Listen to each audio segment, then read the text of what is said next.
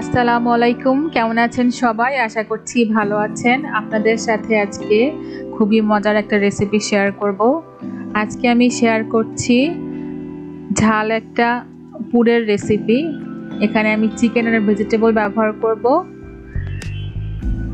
এর জন্য আমি একটা প্যান বসিয়ে দিয়েছি চুলোতে।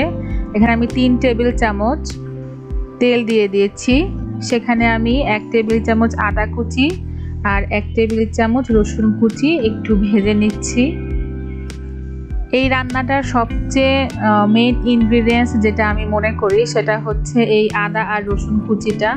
এটাই একটা আলাদা স্বাদ নিয়ে আসবে আপনার এই পুরটাতে। এই পুরটা আপনারা যে কোনো পিঠাতে ব্যবহার করতে পারেন। এখানে আমি দিয়ে দিচ্ছি গাজর 1 কাপ। গাজরটা আমি সেদ্ধ করে নিইনি, এখানে আমি গাজরটা কাঁচাই দিয়ে দিচ্ছি। আর পেঁপেটা আমি সেদ্ধ করে নিয়েছি। পেঁপের ব্যাপারে একটা কথা বলতে চাই, পেঁপের যেমন গুণ আছে সেক্ষেত্রে পেঁপের একটা বদগুণও আছে। যেমন এটা হচ্ছে আপনার যে খাবারে দিবেন সেই খাবারটা সবচেয়ে তাড়াতাড়ি সিদ্ধ হয়ে যাবে, কিন্তু পেঁপে নিজে সিদ্ধ হতে চায় না।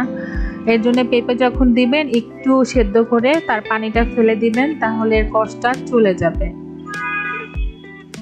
আমরা এই দুইটা ভেজিটেবল দিয়ে একটু নেড়ে নিচ্ছি।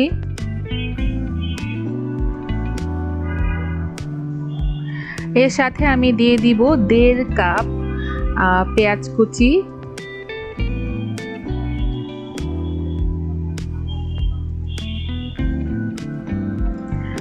এরপরে আমি এখানে অ্যাড করে দিচ্ছি কাঁচামরিচ 7 থেকে 8টি কাঁচামরিচ দিচ্ছি।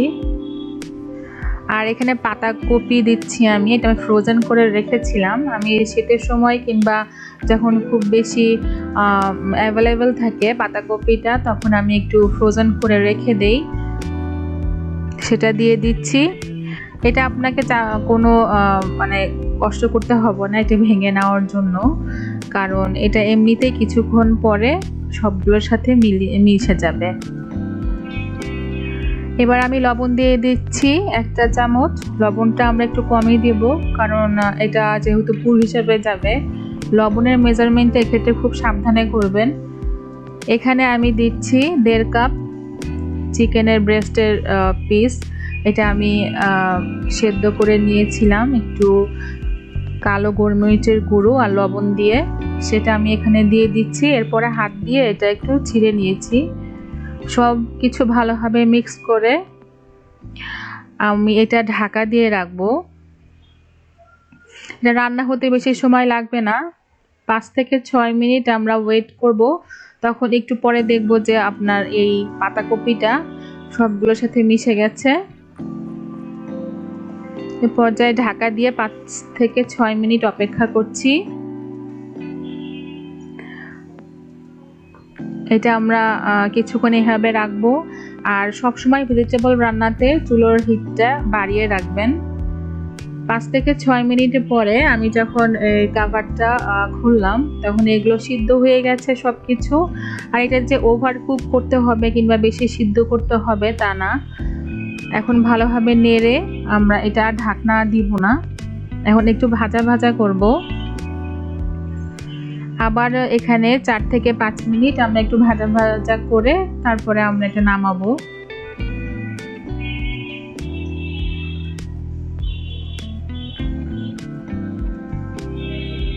চার থেকে 5 মিনিট পরে দেখুন আমাদের এই মিক্সচারটা রেডি হয়ে গেছে। এটা যে কোনো পিঠাতে ব্যবহার করতে পারেন। আমার ভিডিওটি ভালো লাগলে লাইক করবেন, কমেন্ট করবেন, শেয়ার করবেন, আমার চ্যানেলটি সাবস্ক্রাইব করবেন। ভালো থাকবেন সবাই। আসসালামু আলাইকুম। আপনাদের সবার জন্য একটা হাদিস বলতে চাই। আবু হুরায়রা রাদিয়াল্লাহু আনহু হতে বর্ণিত, রাসূল সাল্লাল্লাহু আলাইহি সাল্লাম বলেন, যখন 3 জন ব্যক্তি একত্রে থাকে তখন যেন তৃতীয় জনকে রেখে 2 জন কানে কানে কথা না বলে।